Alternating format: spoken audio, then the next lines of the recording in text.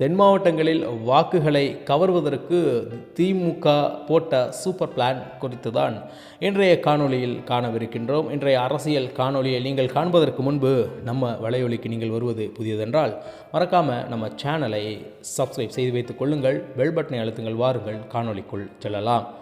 களம் இறக்கப்பட்ட ஓபிஎஸ் அவர்கள் தற்பொழுது திமுக தலைமையில் கட்சியில் இணைந்திருக்கின்றார். ஓபிஎஸ் இதற்கு முன்பு அவருக்கு ஒரு வரலாறு இருக்கின்றது.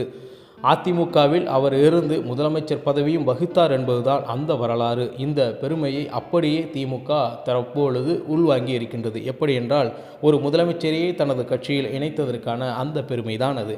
மேலும் தென் மாவட்டங்களில் பல்வேறு தரப்பட்ட வாக்கு விகிதங்கள் அல்லது ஜாதி பிரிவு வாக்குகள் அதிகமாக இருக்கின்றன. அதிலும் குறிப்பாக முக்குலத்தோர் வாக்குகள், இஸ்லாமியர்களுடைய வாக்குகள், இன்னும் அதிகமான வாக்குகள் பிரிவுகளினால் அங்கே அதிகப்படியாக இருந்துதான் வருகின்றன.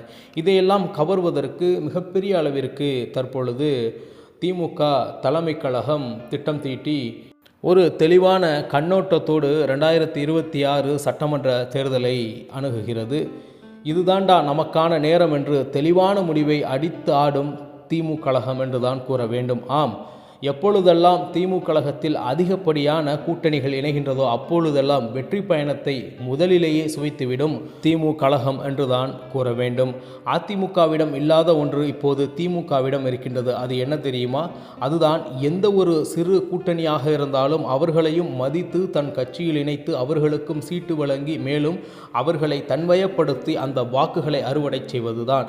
அந்த பழக்கம் ஐயா கலைஞர் அவர்களிடம் துவங்கி இன்று மு.க. ஸ்டாலின் அவர்களிடம் வரை தொடர்ச்சியாக இருப்பதுதான் மாபெரும் விந்தை என்று கூட கூறலாம். இஸ்லாமிய வாக்குகளை கவர அதிக இடஒதுக்கீடு இன்று இப்பொழுது திமுக கழகம் கொடுத்து இருக்கின்றது. அதிகப்படியான கூட்டணிகளையும் இணைத்திருக்கின்றது. இஸ்லாமிய கட்சிகளும் சரி, இஸ்லாமிய அமைப்புகளும் சரி அதிகப்படியாக ஆதரவு தெரிவிக்கக்கூடிய ஒரு கட்சியாக தற்பொழுது 2026 சட்டமன்ற தேர்தலில் திமுக மாறி இருக்கிறது என்றுதான் கூற வேண்டும். இந்த கூட்டணி கணக்கில் என்றுமே பிசிறு தட்டாத திமுக சற்று தூரமாக இருக்கக்கூடிய அண்ணன் திருமாவை மட்டும் இப்பொழுதும் விட்டு வைத்திருக்கின்றது. நிச்சயமாக அவருக்கும் மிக அதிகமான தொகுதிகளை ஒதுக்கி தன்னுடைய ராஜ பார்வையில் இணைத்து கொள்ளும் என்பதுதான் நிதர்சனமான உண்மை. ஒரு மாபெரும் மெகா கூட்டணியோடு வருகின்ற 2026 சட்டமன்ற தேர்தலை நான் ஏன் இவ்வளவு நம்பிக்கையாக கூறுகிறேன் என்றால், இதே போன்று ஒரு சூழ்நிலையில்தான் காங்கிரஸ் கட்சியும் இருந்து வந்தது. அதை மிக அழகாக சிறப்பாக கையாண்டு தற்பொழுது காங்கிரஸ் வழக்கம் போல தேர்தலுக்கு தங்கள் தொகுதிகளுடன் வேலையை துவங்கிவிட்டார்கள் என்றுதான் கூற வேண்டும். ஆகச்சிறந்த ஒரு கூட்டணியை அமைத்து 2026 சட்டமன்ற தேர்தலை தொட இருக்கும் கூட்டணி திமுக கூட்டணிக்கு வாழ்த்துக்களை கூறிக்கொண்டு, மேலும் சூரியன் மிகச்சிறந்த முறையில் இந்த முறை உதிக்க வாய்ப்புகள் பிரகாசமாக உள்ளது என்று பல அரசியல் ஆய்வறிஞர்கள் கூறுகின்றார்கள்.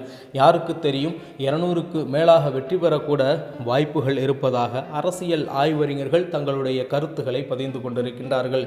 பல்வேறு தரப்பட்ட எதிர்ப்புகள் இருந்தாலும் தங்களுடைய கட்சிக்கென்று இருக்கக்கூடிய தனிப்பட்ட வாக்குகளை திமுக கழகம் எப்பொழுதுமே விட்டு கொடுத்ததில்லை. அவருடைய வாக்குகள் சிதறியதும் இல்லை. யாருடன் கூட்டணி வைத்தாலும் வெற்றி பெறக்கூடிய அளவிற்கு அவர்களுக்கு வாக்கு எப்பொழுதுமே கிடைத்து கொண்டுதான் இருக்கின்றது. இதுபோன்ற புதிய ஒரு அரசியல் அப்டேட்டுடன் உங்களை சந்திக்கின்றேன். அதுவரை உங்களிடமிருந்து விடைபெறுவது உங்கள் தமிழா செய்திகள். நன்றி, வணக்கம்.